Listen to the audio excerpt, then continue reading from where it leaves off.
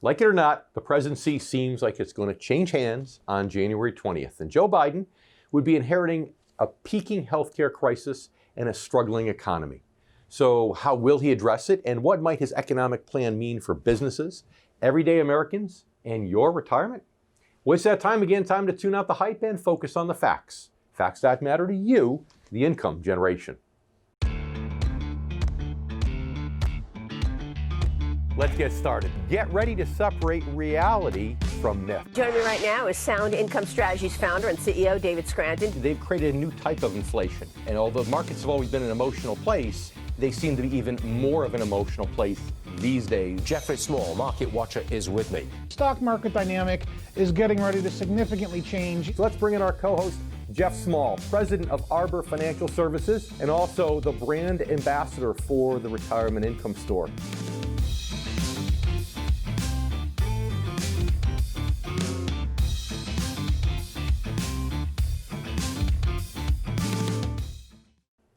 Even as President Trump has fought to overturn the results of the November 3rd election, President-elect Joe Biden has moved forward with his transition to the presidency. That process has included choosing members of his economic team and releasing more details of his economic plan. By necessity, the plan's top priorities will be tackling this COVID-19 crisis and maintaining the forward momentum the economy has had since the lockdown was lifted back in May in most parts of the country. That may prove challenging, though, when you consider that the pandemic has worsened in the last 2 months and is expected to continue doing so all winter. However, assuming new vaccines are effective and things start improving again in the new year, the question becomes, how might Biden's economic policies impact the country moving forward?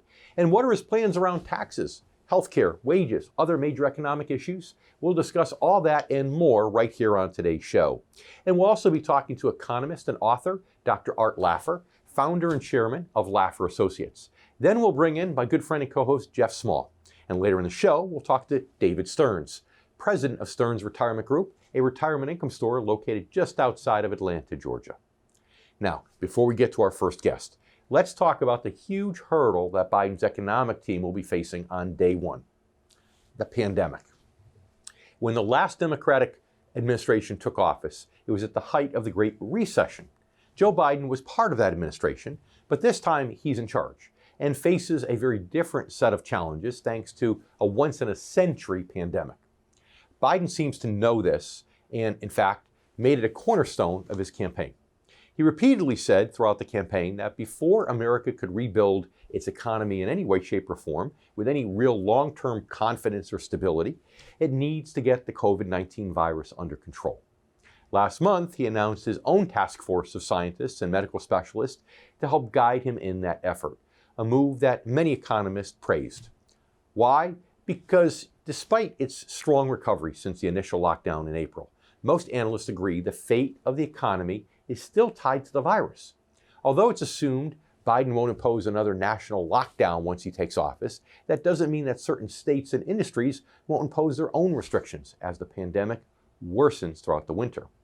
So with that in mind, many see the need for additional economic stimulus as being critical, possibly even more than the $908 billion package currently being debated in Congress. Biden's choice of economic advisors can be seen as a sign that he's committed to spending aggressively to combat the efforts of the pandemic, despite growing concerns on both sides of the aisle about mounting federal debt.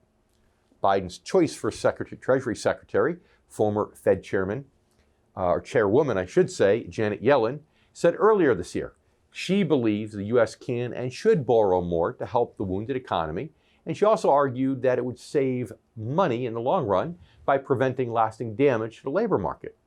Now, although employment has recovered steadily since that initial lockdown, that trend has shown signs of reversing as of late. Of course, the biggest unknown in determining how much additional relief may or may not be needed is the vaccine. There are 3 vaccines that are rapidly nearing approval right here in the United States. But immunizing enough people to bring the virus under control and to get the economy fully reopened is going to take time, possibly most of the coming year. There are also other potential hurdles facing any plans Biden might have for dealing with the pandemic, as well as his broader economic policies. Chief among these is the outcome of a Senate runoff race in Georgia. That outcome will determine which party controls the Senate. And remember that when President Trump passed his massive tax cuts during his first year in office, he was able to do it with without support, I should say, from a single Democrat. Why? Because Republicans control both the House and the Senate. Biden would likely need that same edge to pass many of his economic proposals. So what are some of those proposals and how might they impact you? We'll talk about that coming up in just a moment. Right now, we want to bring in author, economist, Dr. Art Laffer, founder and chairman of Laffer and Associates. He's probably best known for his Laffer curve and as an economic advisor to Donald Trump's 2016 presidential campaign. Dr. Laffer was also awarded the Presidential Medal of Freedom last year for his work in economics. Dr. Laffer, it's so great to have you back with us here on The Income Generation.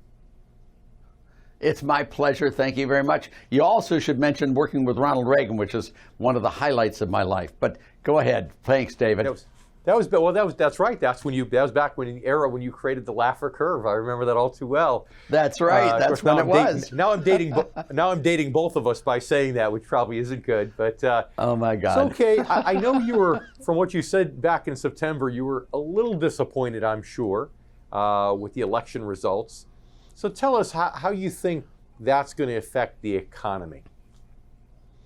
Well, I was very disappointed that Donald Trump wasn't reelected. I think he's one of the best presidents the country has ever had, and I think he deserved reelection. I have nothing against Joe Biden or Kamala Harris. In fact, far from it. I think they're fine people, and I think they'll do their very best to make a good economy. But Trump was a very, very special president in this country. Now, that's where I was. I was pleased with the Senate races.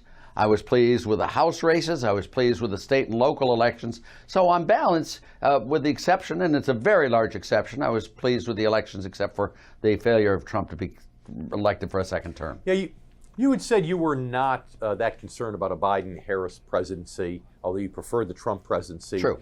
But, you've spoken recently about, black swan events, and I wouldn't call it a black swan event, but what's the one thing economically, if you had to pick one thing that you were concerned about under this new presidency starting in January, economically speaking, what would that one thing be? Well, that black swan event that I thought might happen has really diminished dramatically with Biden and Kamala Harris. They are two moderate people who don't have grudges against the world. They don't have chips on their shoulders. They're not going to do something really crazy and weird that would have been the black swan event. If Bernie Sanders had been elected, I thought there would have been a black swan. Elizabeth Warren, Buttigieg, all these others. But these two I don't expect it. But the real black swan event is a big tax hike and a crash in the economy, and that could happen in their second or third year in office. And that would be a really serious thing, going too far on the Green New Deal.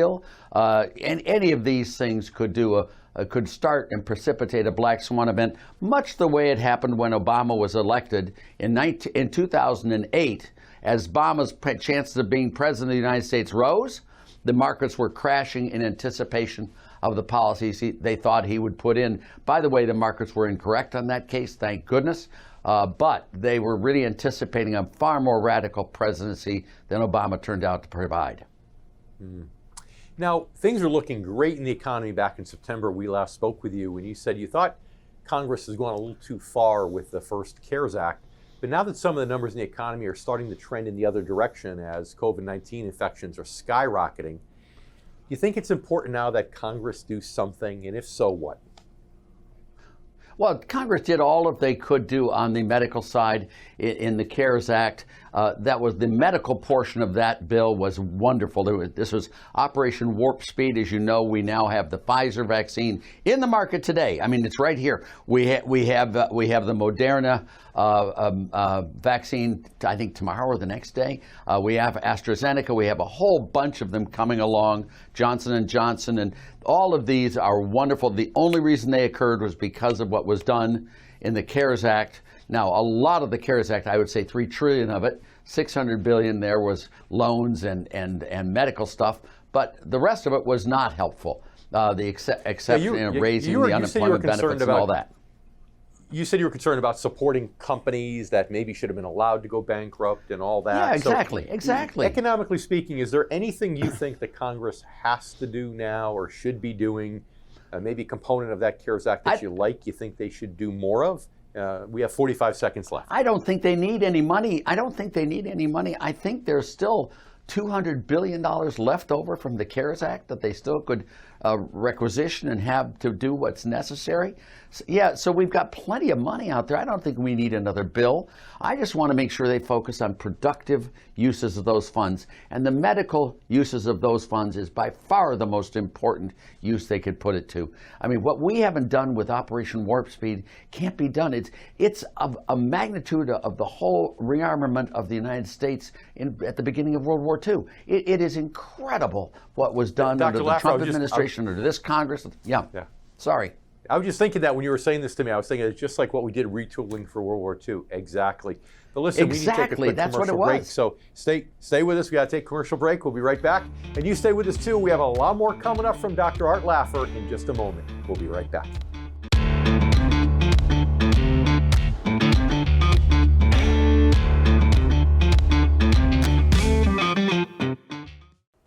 So the results of the Senate runoff election in Georgia on January 5th will play a major role in determining how much power Joe Biden has when it comes to actually implementing many of these economic policies. However, even in the unlikely chance that Democrats take control of the Senate with that election, he could still face opposition essentially from within his own party. It's no secret that more moderate and conservative Democrats don't necessarily see eye to eye with the so-called progressive members of the party on many different issues, and pleasing all of them could essentially be one of his greatest challenges. Nonetheless, Biden has unveiled many of his economic proposals, including his tax plan. It includes raising the top individual federal tax from 37% back to 39.6%, and increasing payroll taxes on Americans who earn $400,000 or more per year.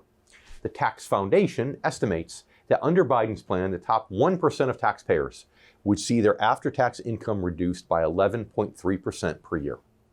Americans in the top 5% of earners would see it shrink by 1.3%, while those in the 90th to 95th percentile would lose about 2% of their after-tax income.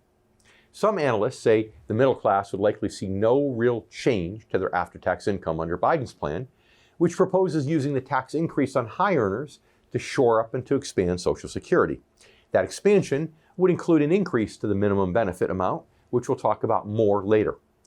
For taxes on businesses, Biden would seek to raise the corporate tax rate from 21 to 28%.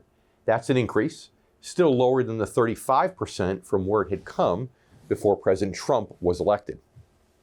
In addition, though, Biden's plan makes all corporations subject to a 15% alternative minimum tax on their book income, which is a policy said to be aimed at preventing profitable companies from paying zero tax. Also, all income earned by U.S. companies overseas and their overseas operations would be taxed at 21%, which is twice the current rate. It's difficult to predict what these impacts and these changes would actually have on corporate stock valuations or, by extension, on the stock portfolios in many retirement accounts. And that would depend largely on how much a company's bottom line and growth potential rely on tax policies that are currently in place. Either way, most analysts agree that Biden's unlikely to propose any tax hikes on businesses or on individuals until after the pandemic is under control and the economy's future is less uncertain. Other components of his economic plan may be put forth sooner, however, so we'll be talking about those coming up in just a moment. Now we want to bring back in Dr. Art Laffer, founder and chairman of Laffer and Associates. So, Dr. Laffer, when we spoke with you 3 months ago, you said that employment is the key. And right now we're starting to see some of those employment numbers slowing down. What do you think needs to happen in order to get us back toward full employment as quickly as possible? I know vaccines, I get that, but what else can Congress do? What else can the Fed do to help that? Well, not really much. I mean, you know, the spike in cases of COVID-19 is what's triggering the lockdowns, further lockdowns, which is stopping the economy from recovering quickly.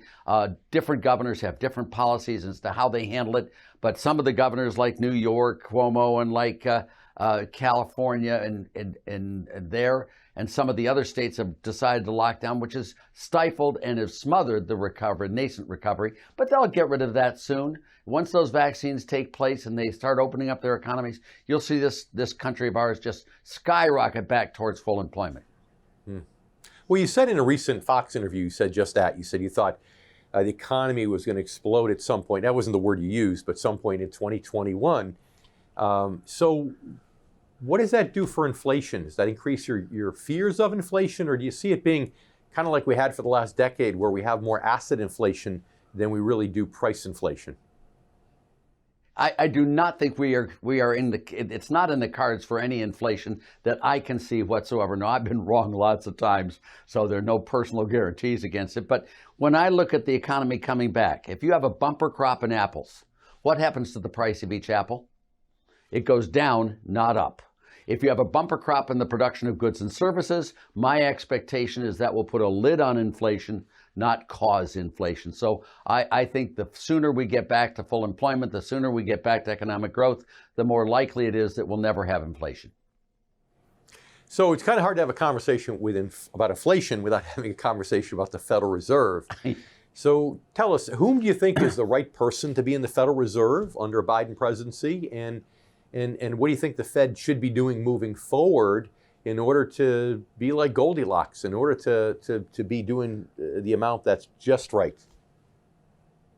Yeah, well, what the Fed needs to do is make sure that credit-worthy companies that have liquidity issues don't have those liquidity issues morph into being a solvency problem. And therefore, the old line of Walter Bagehot is, in times of crisis, discount freely. The Fed should be the backstop for loans in this economy to make sure that there's not a dip back down into a recession, depression, or whatever it is, and to make sure that they provide ample liquidity to keep this country solvent, that we don't let liquidity problems turn into solvency problems. That is the key role, in my mind, for the Fed. And I think they have lots of economists. Biden's team has lots of economists who would do a great job there. Jason Furman, I mean, you know, you've got Janet Yellen, you've got all sorts of economists they have who could do a great job in keeping inflation away and also making sure that the solvency issues are not challenged. So with all the quantitative easing we've seen over the last decade, you know, has that changed in your mind? Yep. Our economic condition forever? Has it changed the financial markets forever? And if so, how?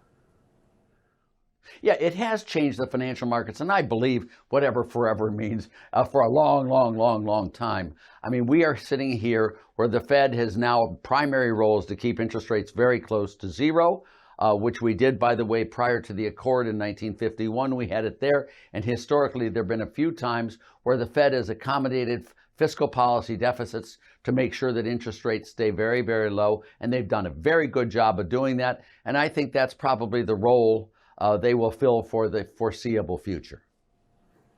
Do you think we'll see negative interest rates here in the United States of America?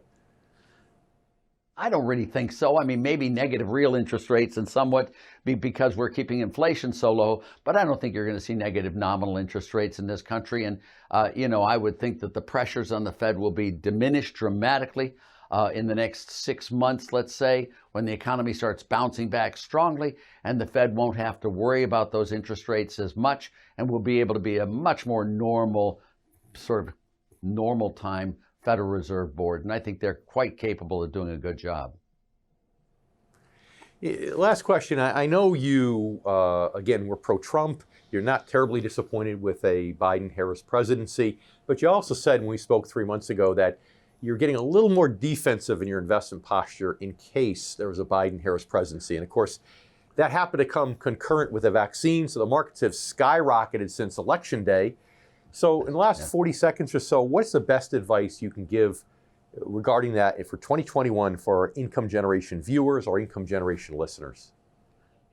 Yeah, I think as we go along, investing normally would be fine. I don't think there's a huge bull market in front of us, but I don't see a big downturn going. And that's where I am. Now, what I thought you were going to ask me about was how do we withstand and not have another COVID-19 problem. There are some really good things the government can do to make sure. And one of them is have catastrophic mortgage interest unemployment insurance. That would be something that would really work. So it's already insured. So if we did get another downturn like the COVID-19, or we did get another one like 2008 or 2000 with Y2K, we have something in place that would mitigate that. And mortgage payment insurance for catastrophically high unemployment, or just any type of unemployment provided by the private sector, I think could do a great job in keeping away any type of major downturn in the economy going forward, no matter where it comes from. Of course, that would, depending upon how that comes out, you're right, if it's in the private sector, that could work. That could work. I guess banks would have to probably insist upon it. Probably. But that could actually help interest rates stay low or go low in theory, because now if there's less risk to making a mortgage loan by taking out the black swan That's exactly event, right. Precisely. you might be onto something. Well, I hope so. Yeah, I mean, I try all my, that's all I do is think about these things night and day. That's all I try to do and think about them. And it's like unemployment insurance itself. I got to tell you, you're a couple steps ahead of me with that one. I've never even thought about that. But unfortunately, we need to leave it there. We need to take another commercial break.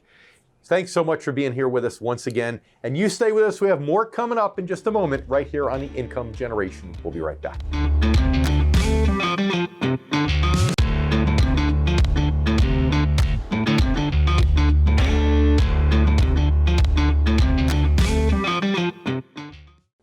Another feature of Joe Biden's economic plan that's received a ton of attention is student loan debt. He has proposed forgiving $10,000 of all federal student loans, which could let 15 million Americans completely off the hook for their college costs. He also wants to make public college free for families that earn less than $125,000 a year. Biden's plan also proposes more than doubling the national minimum wage from $7.25 to $15 per hour. That would be a sharp departure from President Trump, who has argued that increasing the minimum wage would harm small businesses and that it's a decision that should be left to the states. Biden also supports a plan to increase paid family and medical leave to 12 weeks, a proposal that would cost an estimated $775 billion over 10 years. Now, as I mentioned earlier, Biden has also said he wants to use money from increased taxes on high earners to make changes to Social Security.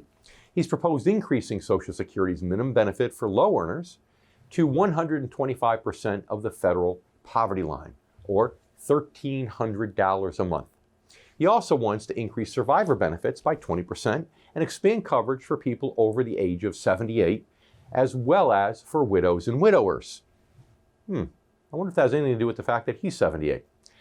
Another noteworthy aspect of Biden's tax plan involves the use of tax credits rather than tax deductions as a way to offset the greater savings that deductions supposedly offer to higher earners compared to lower and middle income taxpayers. This change could significantly impact retirement savings. The Biden plan would include rules to equalize the tax benefits for contributions to 401ks and other retirement plans across the income scale. Now, depending on the details, the impact on high-income taxpayers could be major. For example, if the proposed change entitled someone with a marginal tax rate of 35% to a 20% tax credit instead of the current law's tax deduction, the tax savings on their annual maximum 401k contribution of $19,500 would fall sharply. The tax savings would fall from $6,800 to $3,900 by one estimate. Another proposed use of tax credits in Biden's plan involves health care. Specifically, the plan calls for providing refundable tax credits for health care insurance premiums with the goal of limiting a family's spending on insurance premiums to no more than 8.5% of their income.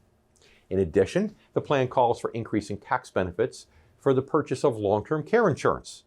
Biden also wants to reduce the estate tax law exemption by roughly 50%, which would essentially restore that particular threshold for taxable estates to its pre-Trump level. So whatever your thoughts may be about some of these proposals, it's important to keep in mind that the new president's ability to implement any of them hinges on many factors, from the ultimate makeup of the Senate to his ability to rein in the pandemic and to avoid another major economic downturn. And we'll be talking about that and some other challenges and decisions that face the new administration in just a bit. Now it's time to bring in my good friend and co-host, Jeff Small, president of Arbor Financial Services, a retirement income store in Melbourne, Florida. Jeff's also the Amazon best-selling author of the book, Turning Financial Planning Right Side Up. So Jeff, unfortunately, because technologically the way that interview came in, I know you were listening. Unfortunately, I couldn't have you help me with the interview. But do you like my Goldilocks comment? It's like a phrase right out of your book. The Goldilocks zone, getting it just right. I said that with you in mind. Hey, I appreciate that, but we kind of coined that term from the Goldilocks economy where everything kind of falls into place. And so there are Goldilocks areas for our investors going forward from here. But, I thought the conversation with Art was really good. His claim to fame, of course, is he worked for Ronald Reagan, the Reagan administration. He does, and I watch a lot of his interviews. He is very apolitical, even though he leans to the right. And I think he sees the markets coming up even in a Biden administration from here and the economy growing. But I did agree with him, Dave, on specifically inflation. I don't see the Fed meeting their goal of 2% inflation on the CPI. I don't see how that's possible the next 12 months. Yeah, and I was happy to hear him say that because a lot of economists today are predicting higher inflation. And I can see how we might get some transient inflation that's a little higher while business tools up again to create more goods and services to satisfy demand. But not long-term inflation, at least, not price inflation. Asset inflation, yeah, I think that genie's been let out of the bottle over a decade ago, so I think we're going to have that. So you're right. It was good to hear it. And at the end of the day, he was right when he said tooling up, in our economy and creating more goods and services is very much like what we did. I hadn't thought about it, but it's very much like what happened going into World War II, where we had for the first time a bunch of ladies come into the factories to try to tool up, to try to make things efficient. And that's where we are right now. It seems everything's, it's like all hands on deck. So it was good to hear that. And good to hear, I was surprised he wasn't, but then again, he wasn't last time negative about a Biden-Harris presidency. He was pretty positive about it as he was today. So, and obviously the markets agree with him, do they not? Well, so far, the markets haven't taken off like a rocket yet.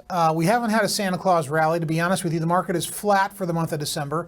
I don't see a Santa Claus rally really happening with the way the metrics are in the economy, with demand, job growth, the lack of GDP and forward momentum, and there's a lack of velocity in the economy with money in circulation. So I don't see that happening. We could see the opposite effect in January. Maybe we spring up 5-10%, but then again, around the middle of the month, Dave, we're expecting volatility again. So there was really no shocking surprises in Art's interview. Pretty much the same thing that we hear, the Fed's backing up the economy. We need to create an inclusive economy.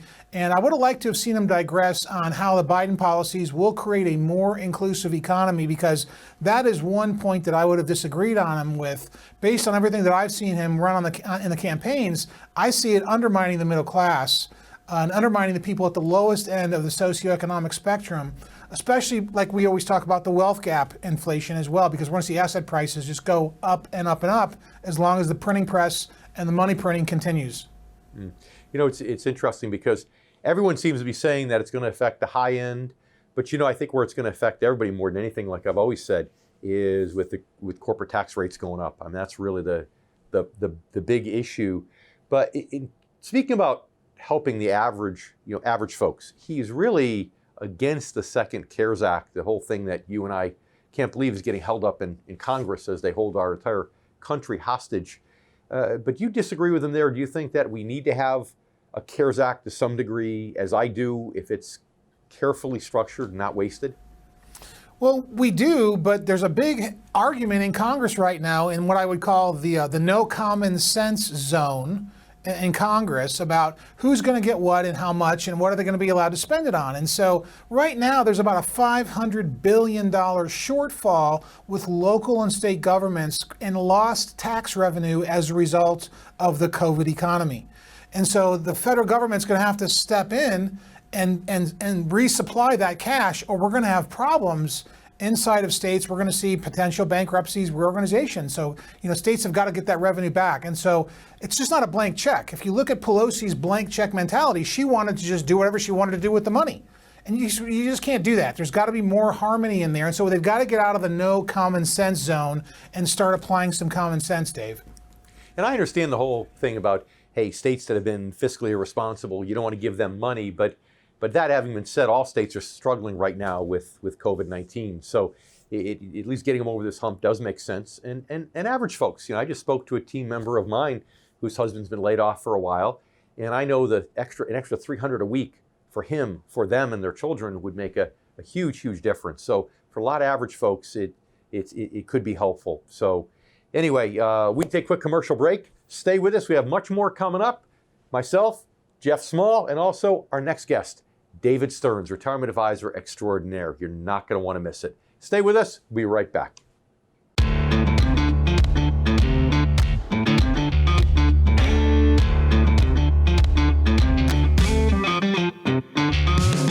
I'm David Scranton, founder of the Retirement Income Store. If you're in or near retirement, are you certain you have the right retirement plan in place? Do you want to help ensure your nest egg will last you all throughout retirement? Take our retirement review quiz and find out in 5 minutes or less if you're doing everything you can to achieve a more successful retirement. Don't waste any more time. Visit myfreeretirementreview.com to find out if you have the right retirement strategy in place. The Income Generation is now available on YouTube. Subscribe to The Income Generation so that you never miss a show. You can watch all your favorite episodes now in one place, as well as catch up with your favorite financial guests. Subscribe now to the Income Generation channel on YouTube.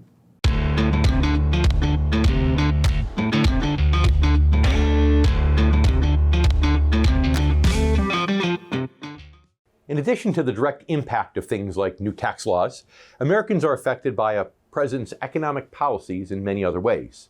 The health and safety of your retirement savings, and all your financial assets for that matter, are dependent on how new economic laws and guidelines impact the financial markets. So far, Wall Street has remained fiercely optimistic at the prospect of a Biden presidency, despite the worsening pandemic and concerns about Biden eventually cutting into profits by re-raising the corporate tax rate.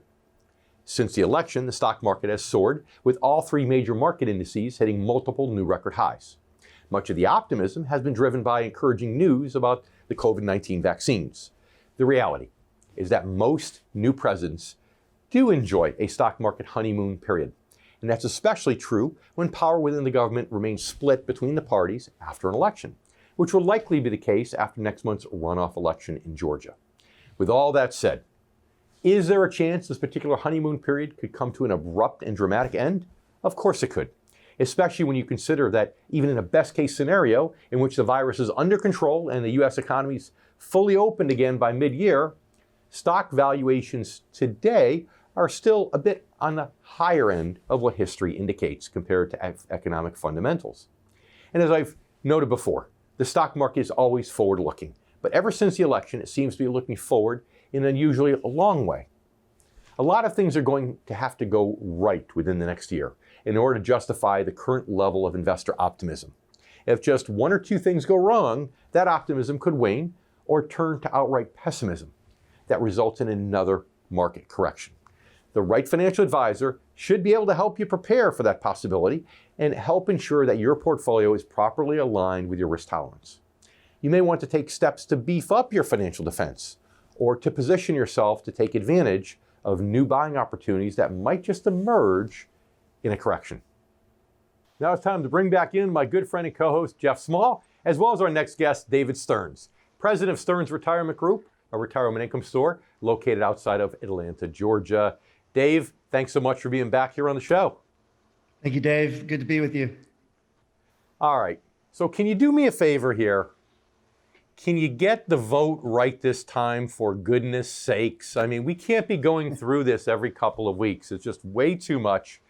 And it's scaring the heck out of our Newsmax viewers. They're afraid that if the whole country goes blue, it's your fault. So can you at least, can you help us out with this, please, in some way, shape, or form? We'd really appreciate it. Man, it's been stressful. It's been fun living here in Georgia. I can tell you that for me here.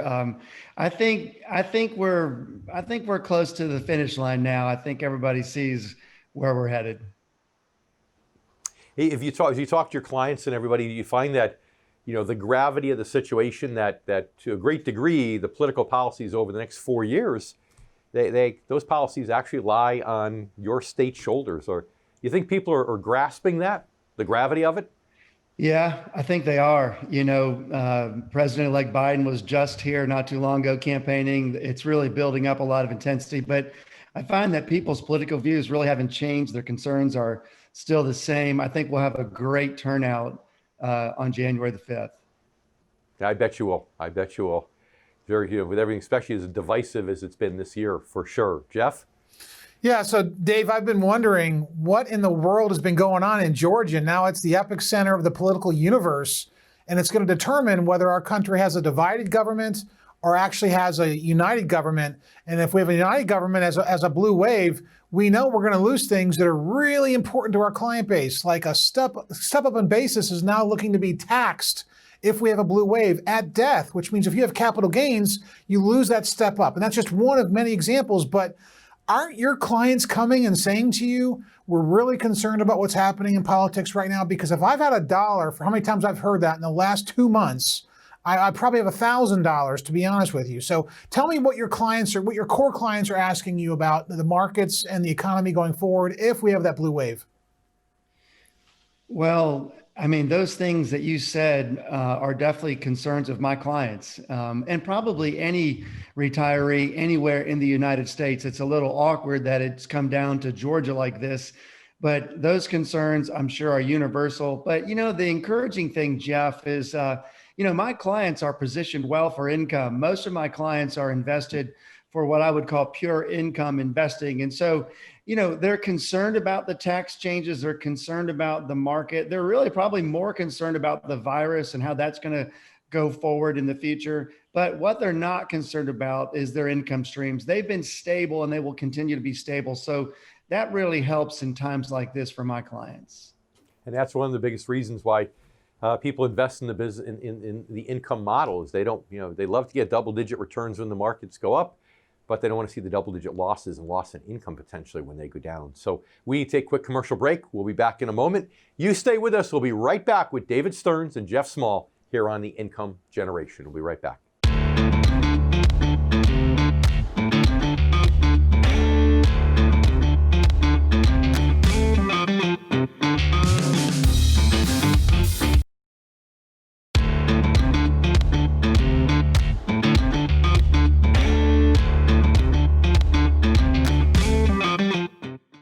Welcome back. We're here with my good friend and co-host, Jeff Small, as well as an incredible friend of the Income Generation, and both Jeff and myself, David Stearns, president of Stearns Retirement Group, a retirement income store located in Atlanta, Georgia. So Dave, as an advisor who's been in the business for a long time, when you look at 2021, what are your greatest hopes? What are your greatest fears? Well, I suppose my hopes might be similar to yours and most of the people watching, but I hope that 2021 will bring some relief for the virus. I hope we get to a place, Dr. Fauci thinks we'll have immunity as a country in 2022. We see Pfizer going in the arms of people right now. Moderna is looking really great. There's always the concern that those vaccinations won't work, but my biggest hope is that we'll get to the place where the coronavirus is more in our rearview mirror and we're getting more back to life as usual. Of course, some of the concerns that I have for next year will Jerome Powell remain at the helm of the Feds? How will he work with Janet Yellen? What will happen with interest rates? What will happen with the Georgia election if we do get more of a blue wave? Those are very big concerns of mine going into next year. So when we look at what's happening now in politics, we can see we vacillated from the Obama administration to the Trump administration, and now we're back to Obama 2.0. And when we look at all the people he's putting in his cabinet, namely people like Janet Yellen as Treasury Secretary, we know from their policies in the past, David, that the wealth gap is going to get worse, and the stock markets will probably be somewhat stable unless they over-socialize and we have that blue wave. And so, but you said it perfectly in the last segment that our clients are invested for income. Is there anything else that people should be doing going forward besides that at this time with everything that we have on the horizon? Well, when I think about next year for me as an advisor, there is always this real possibility that this market may continue for a little while now with the low interest rate environments that we're in.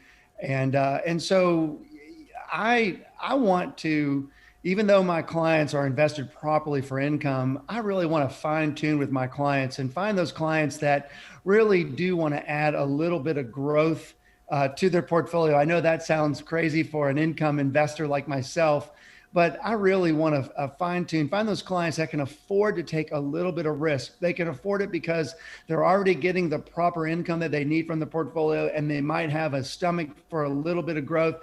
You know, one of the great things we have at the Retirement Income Store is a couple of dynamic equity strategies. And so what I'm going to do next year, when you talk about maybe doing something different, Jeff, is I'm going to have some really great meetings with some clients and maybe fine tune their portfolios and build in a little bit of our equity strategies that we have at the Sound Income Store, at the Retirement Income Store. But growth as an add-on to the income, still focusing on dividend-based stock strategies.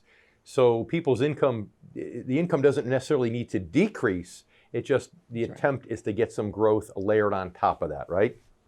That is exactly right, Dave. I appreciate you clarifying that. Yeah, we're committed to income investing at the Stearns Retirement Group. But as you know, we've got one of those equity strategies that really does pay some really dynamic dividends and brings the opportunity for some capital growth along the way. So yeah, we will not stray away from investing for the I and not the G. So on that note, Dave Stearns, not Dave Scranton, but David Stearns, do you find that when people are finally informed, when retirees from the income generation are informed of the differences between income and growth, and they're given two choices, that they would rather have more income in retirement than growth in general? Meaning, because income is the core part of their quality of their retirement. Do you find they have that epiphany when you have that conversation with them?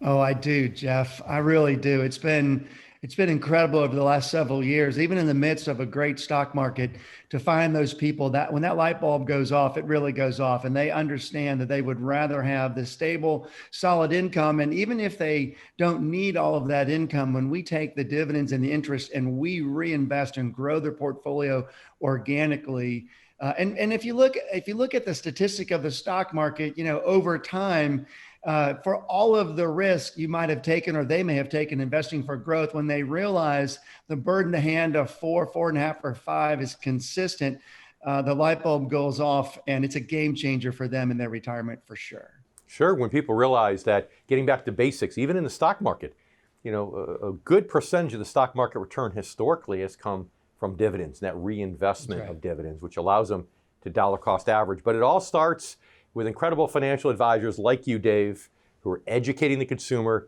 to get them to understand why that the I is so incredibly important. So thanks so much for joining us today. We really appreciate it. You stay with us. We'll be back here in a moment on the Income Generation. I'm David Scranton, and we'll be right back.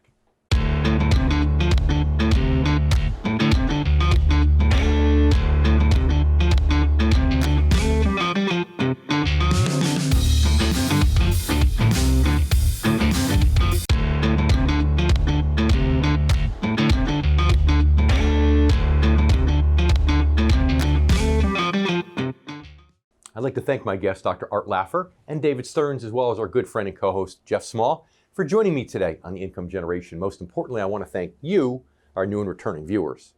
As you know, President Trump has continued to maintain the presidential election was rigged and that the results should be overturned in his favor. Most legal analysts agree there's very little chance that that will happen and that Joe Biden will be sworn in on January 20th. And regardless of how you feel about that, it still makes sense from a practical standpoint to prepare for the probability of a Biden presidency. An important part of that process, especially if you're in or nearing retirement, is being aware of his economic plans and his policies and how they could impact your bottom line. We've given you an overview of some of these potential impacts here on today's show and talked about many of the economic challenges facing the new administration. Those include the COVID-19 crisis and what it could mean for the economy in the next several months, as well as how much assistance or resistance Biden might just get from the legislative branch when it comes to passing new laws.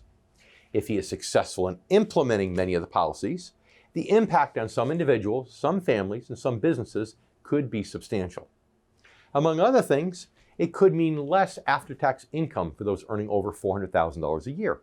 It could mean higher taxes for businesses, fewer tax deductions, and more tax credits for everyone. changes to Social Security, and a higher minimum wage that may help some families, but potentially hurt small businesses. Now, as for how all this may impact the financial markets, that also remains to be seen. In the meantime, it's important to stay informed and educated and to be proactive. That means working with the right financial advisor, ideally one who specializes in retirement income. Why? So you can be as well prepared as possible for whatever happens in the coming year and beyond.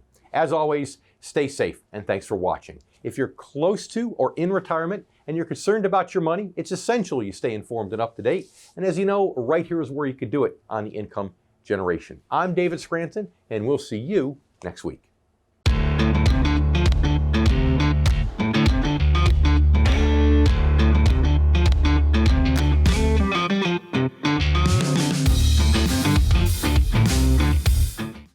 I'm David Scranton. During my career, I found that most baby boomers have done a great job growing their retirement savings, yet many don't know how to convert their savings into steady income. And that is why I built the Retirement Income Store, to help hardworking Americans preserve their assets and establish steady streams of income. If you're 55 or older, our free Retirement Income Kit is for you. It's chock full of information you need to know to get steady income during your retirement. Call 866-710-1749, online at theretirementinComestore.com.